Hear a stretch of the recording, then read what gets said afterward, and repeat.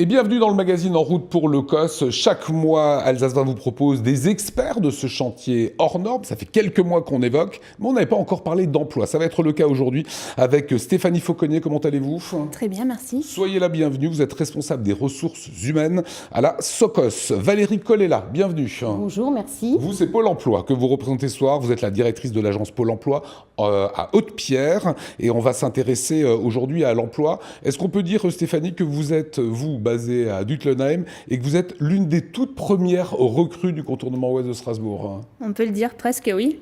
Ça s'est fait comment? Vous avez vu que le chantier allait se faire? Vous vous êtes dit, je vais postuler? J'ai vu l'annonce, en fait, sur Internet. Pôle emploi, je crois bien. Et j'ai postulé, oui, tout à fait, puisque je me suis dit que le code, ça fait très longtemps qu'on en parle. Enfin, ouais. Avant, c'était le GCO. Donc, oui, c'était un chantier qui m'intéressait. Donc, du coup, j'ai décidé de participer à l'aventure. Oui. C'est un beau chantier, une belle aventure pour vous. Vous êtes aujourd'hui responsable des ressources humaines. Le COS, contournement ouest de Strasbourg, c'est combien de personnes actuellement, on sait? Alors, actuellement, il y a à peu près 600 personnes qui interviennent sur le chantier, toutes entreprises confondues. Donc, on compte là les prestataires, les sous-traitants, toutes les personnes qui interviennent vraiment sur le chantier. Voilà, et on va voir qu'en juillet-août, ça bosse beaucoup sur les chantiers, évidemment, en fonction du temps, et que vous avez de vrais besoins. Valérie, Pôle emploi a signé une convention avec Vinci. On va découvrir ces images, hein. Il y avait du beau monde. C'est quoi le contenu de cette convention? Alors, comme nous sommes plusieurs partenaires à intervenir au niveau de l'emploi sur le territoire, il était important qu'on sache qui fait quoi. Donc effectivement, quand Madame Fauconnier est venue nous voir à Pôle emploi il y a quelques mois, hein, ça fait quasi, on va dire, une dizaine de mois, pour nous dire, voilà, on va embaucher pour ce chantier-là, est-ce que vous seriez prêts à nous suivre dans cette aventure ? On a réfléchi donc à cette convention ensemble et aux partenaires avec lesquels on travaille, le conseil départemental, la région Grand Est, l'État, bien sûr, pour savoir qui fait quoi. Donc l'interlocuteur principal de l'entreprise, donc c'est Pôle emploi. D'accord. Donc c'est l'équipe d'Haute-Pierre, hein, puisque nous sommes 7 Pôle emploi sur Strasbourg, et c'est l'équipe d'Haute-Pierre, l'équipe entreprise, avec 3 conseillers qui travaillent en direct avec Madame Fauconnier. Et nous avons les offres d'emploi, nous traitons les offres d'emploi, nous invitons les demandeurs d'emploi avec les partenaires, donc le conseil départemental qui s'occupe des bénéficiaires du RSA, Cap emploi qui s'occupe des travailleurs handicapés. Il peut y avoir des personnes en reconversion qui peuvent travailler sur les chantiers et d'autres partenaires. Et vous travaillez maintenant de concert donc avec Stéphanie Fauconnier. Voilà. Alors Vinci, Pôle emploi, la région et le département engagés notamment pour former des conducteurs d'engins de chantier. C'est une formation, vous allez le voir, qui se déroule sur la base vie de Duttenheim. Reportage Mathieu Chambillard. Des salles de classe avec vue sur le chantier et des travaux pratiques à coût de 35 tonnes, c'est le menu de ces 10 semaines de formation. En classe, on prépare les différents permis sur ces engins et tout ce qui va avec, de la mécanique à la sécurité. Et au bout de 6 semaines, direction le terrain. Ici, les élèves prennent en main les engins et évoluent comme sur un vrai chantier. Nous, on va leur donner donc un professionnalisme dans la conduite d'engins, avec des engins mis à leur disposition pendant la période de formation, qui sont les engins qu'ils conduiront après sur le site, donc vraiment des engins adaptés. On aura le personnel formé en amont à nos engins et à nos méthodes de travail. Près d'une centaine de personnes passeront par cette formation qui est échelonnée au gré des besoins du chantier. Ces stagiaires viennent de tous les horizons, mais avec une motivation commune, valider une formation qualifiante. Moi, j'aime travailler dans la nature, travailler dehors. C'est ça qui m'a donné envie de bosser et avoir un emploi stable. Afin, après le contrat, je peux être intégré dans une autre entreprise aussi, parce que ça sera un bon CV pour moi.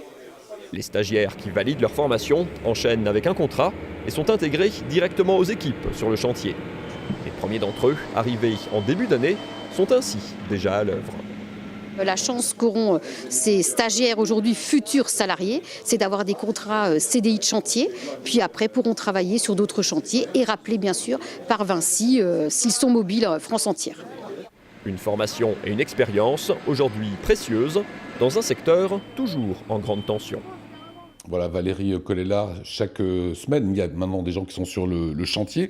Gros avantage, c'est qu'ils pourront trouver du travail après, c'est-à-dire ils vont travailler pour Vinci, pour SOCOS, sur le COS.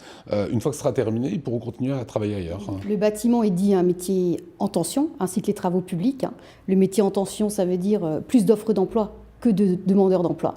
Donc c'est vrai que c'est un domaine d'activité dans lequel on met en place des formations, on finance les formations avec la région pour justement pouvoir éviter à ce que ces demandeurs d'emploi soient à nouveau inscrits à Pôle emploi, mais trouvent du travail après. C'est ce que vous êtes en train de faire. Stéphanie, il y a une vraie volonté de faire travailler les Alsaciens, cet écosystème alsacien ? Le chantier étant implanté en Alsace, eh bien c'est vrai qu'on a cette volonté en fait chez Vinci de privilégier le bassin local en privilégiant du coup les emplois et les embauches alsaciens du coup.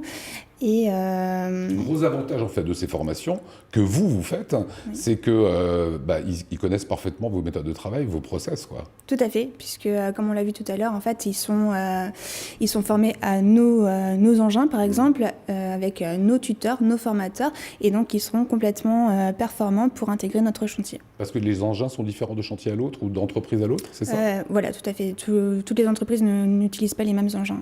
D'accord. Alors, on a découvert qu'il y a de la théorie. Il y a également 2 CACES, qui est le certificat d'aptitude à la conduite en sécurité, qui est nécessaire évidemment pour la conduite de ces énormes engins de chantier. C'est important pour la suite, pour ces demandeurs d'emploi. Ils auront le diplôme qui leur permet de bosser partout. Bien sûr, parce qu'en fait, sans CACES, vous ne pouvez pas monter sur ces engins de chantier, donc c'est obligatoire.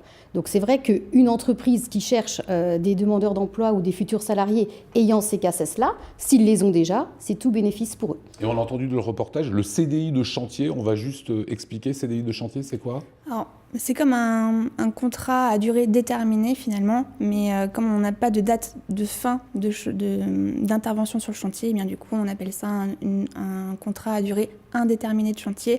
En fait, leur activité chez Vinci s'arrêtera au moment où leur activité sur le chantier prendra fin. Ça peut être 2020, 2021 ou 2022, selon. C'est ça. Voilà, et c'est très fréquent sur certains chantiers où on construit des bateaux, de se dire on ne sait pas si on aura une autre commande par la suite. On dit souvent que travailler sur un chantier, c'est un petit peu comme une famille, et parfois, vous allez le voir, c'est un peu la réalité aussi, à l'image de ce père et ce fils qui travaillent ensemble. Regardez.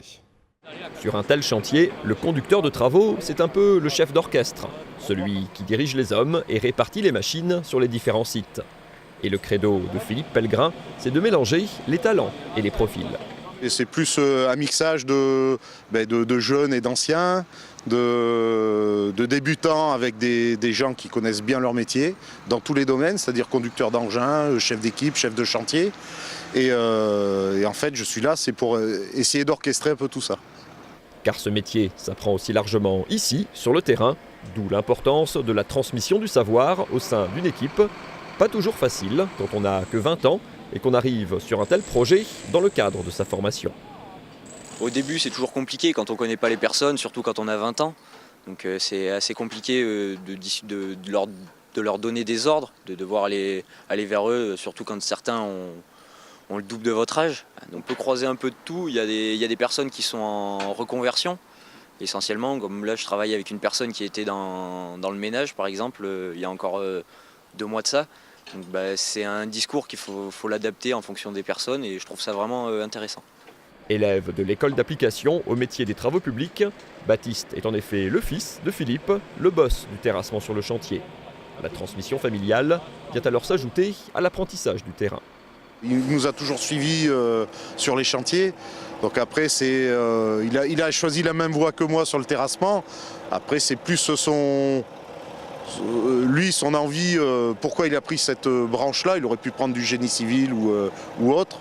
Maintenant, moi, je suis bien content de l'avoir avec moi. Et puis, voir s'il évolue bien, c'est extra parce qu'on est directement sur le chantier ensemble et ça peut être utile. Voilà, terrassier de père en fils. Vous les connaissez tous, les salariés ? Je ne les connais pas tous, mais eux particulièrement, oui, quand même.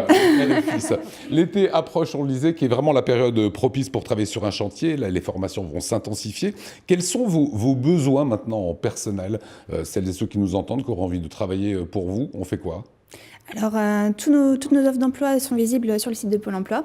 Donc, on peut retrouver en fait toutes les différentes fiches de poste qui sont ouvertes. Donc, on va rechercher des conducteurs d'engins, des maçons coffreurs, des poseurs de canalisation, des manœuvres. Toute personne finalement qui a une certaine compétence en fait sur les métiers du TP ou qui est tout simplement motivée pour venir travailler chez nous. Ça veut dire quoi, Valérie? Si on devait rebondir sur ce que disait Stéphanie, vous allez organiser des réunions prochainement? Alors on a des réunions d'information donc collectives à Pôle emploi Haute-Pierre tous les 15 jours, avec la présence effectivement de Stéphanie Fauconnier et puis de son équipe, ce qui permet d'expliquer d'abord le métier, d'expliquer l'entreprise. Donc si vous voulez, les personnes viennent, l'offre d'emploi est sur pôle emploi.fr, on la diffuse également sur les réseaux sociaux. Ce n'est pas une obligation de venir. Ils viennent. Certains, effectivement, à l'issue de l'explication, je veux dire, de l'entreprise des embauches, peuvent quitter la salle sans obligation de rester. Et ceux qui sont vraiment motivés et intéressés passent un entretien individuel. C'est vraiment une chance pour tous. Il y a bien sûr une appétence pour les travaux publics, ce qui est normal. Mais comme on l'entendait dans le reportage, une personne, vous voyez, du nettoyage a pu rebondir sur un job et travailler dans les TP. Si on est motivé, on peut y arriver. Un petit mot sur les frais de mobilité, ils sont pris en charge? Oui, pendant la formation, donc on avait décidé ça ensemble et Pôle emploi du coup a une enveloppe pour les frais à la mobilité. Étant donné que la formation se déroule sur le site de Duttlenheim, il y a quand même donc le train, mais certains sont demandeurs d'emploi de longue durée ou sont bénéficiaires du RSA. Ils ont déjà la volonté d'aller en dehors de Strasbourg jusqu'à Duttlenheim, donc les frais de repas et de mobilité sont pris en charge. Allez, une petite dernière question pour vous, Stéphanie. Les femmes dans tout cela, est-ce qu'elles sont intéressées à ces postes de conducteurs d'engins? Parce que j'en ai pas vu beaucoup. En effet, il n'y en a pas beaucoup. Ouais. J'en ai trouvé quelques-unes qui sont intéressées. On l'a vu très rapidement sur la vidéo, c'est Adeline, une jeune femme qui était vraiment très motivée pour devenir conductrice d'engin. Elle a fait la formation et c'est une de nos meilleures conductrices. Donc les postes sont évidemment ouverts aux femmes. C'est pas le métier d'homme, ce que vous dites. Les gens pensent que c'est un métier difficile.